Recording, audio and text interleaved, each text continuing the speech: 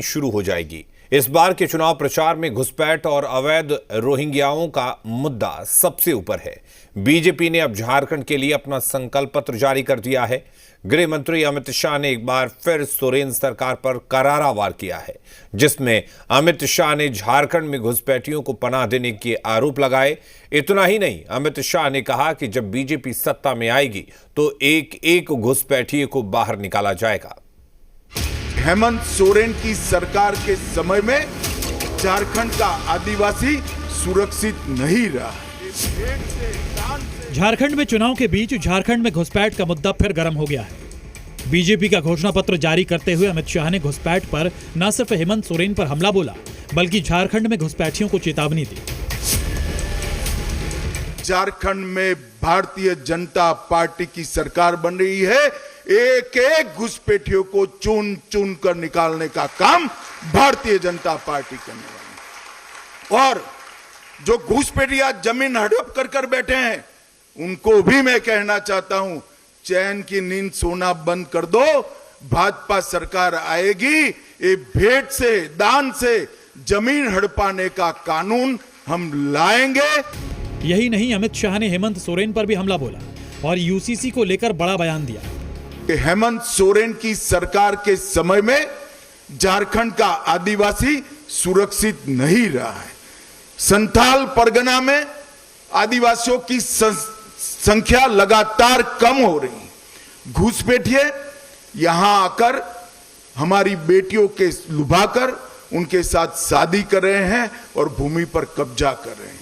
ये समस्या अगर समय रहते रोकी नहीं जाती तो ना झारखंड की संस्कृति बचेगी, ना झारखंड की रोजगारी बचेगी, ना झारखंड की भूमि बचेगी। दरअसल झारखंड में घुसपैठ की समस्या को लेकर पहले भी बीजेपी नेता लगातार निशाना साधते रहे हैं। असम के मुख्यमंत्री हिमंता बिस्वा शर्मा ने घुसपैठियों को लेकर सरकार पर हमला बोला। एक रहेगा तो सेफ रहेगा। राहुल गांधी ने हिंदू समाज को बांटने के लिए निरंतर प्रयास कर रहा है।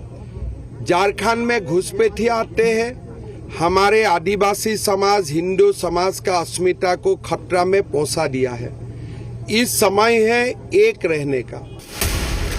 फिर केंद्रीय मंत्री गिरिराज सिंह ने भी बांग्लादेशी और रोहिंग्या के मुद्दे पर हेमंत सोरेन और राहुल गांधी को घेरा। झारखंड को तो पूरे बांग्लादेशी और रोहिंग्या के हवाले हेमंत सोरेन कर दिया है। और अब गृह मंत्री अमित शाह ने झारखंड फतेह के लिए बेटी, रोटी और माटी की सुरक्षा का वादा किया। 25 गारंटियों के साथ महिला, युवा और आदिवासियों के लिए घोषणाएं की। महिलाओं के लिए दीदी योजना के तहत 2100 रुपए महीना, 500 रुपए में एलपीजी सिलेंडर, साथ ही साल में 2 सिलेंडर मुफ्त और 300 यूनिट तक फ्री बिजली की घोषणा की गई। युवाओं के लिए 2,87,000 सरकारी नौकरी की गारंटी, 5 लाख युवाओं को रोजगार, अग्निवीर जवानों को सरकारी नौकरी का भी ऐलान हुआ। 1 लाख युवाओं को 2000 रुपए के हिसाब से साथी भत्ता। आदिवासियों के लिए उनकी हड़पी हुई जमीन वापस करने और अवैध घुसपैठियों को रोकने का भी वादा किया गया। गरीब और पिछड़े वर्ग की बेटियों को पोस्ट ग्रेजुएशन तक मुफ्त शिक्षा का भी वादा किया। बीजेपी के घोषणा पत्र में गरीबों के लिए 21 लाख घर देने का वादा किया गया है। साथ ही घर बनाने के लिए सबको मुफ्त बालू का भी वादा है। हालांकि जेएमएम के नेता बीजेपी के घोषणा पत्र को झूठ बता रहे हैं। चुनाव के समय में बड़ी बड़ी बातें करना आसान है और इम्प्लीमेंट करना अलग बात है। हमें लगता है कि ये चुनावी घोषणा है उनका और सब ढकोसला है। चुनाव से पहले झारखंड में बीजेपी फुल कॉन्फिडेंस में है। खास बात है कि युवाओं, महिलाओं और बुजुर्गों के लिए झारखंड में जो फॉर्मूला अपनाया गया है, उसी के सहारे हरियाणा में बीजेपी ने चुनावी फतह हासिल की थी। ब्यूरो रिपोर्ट, जी मीडिया।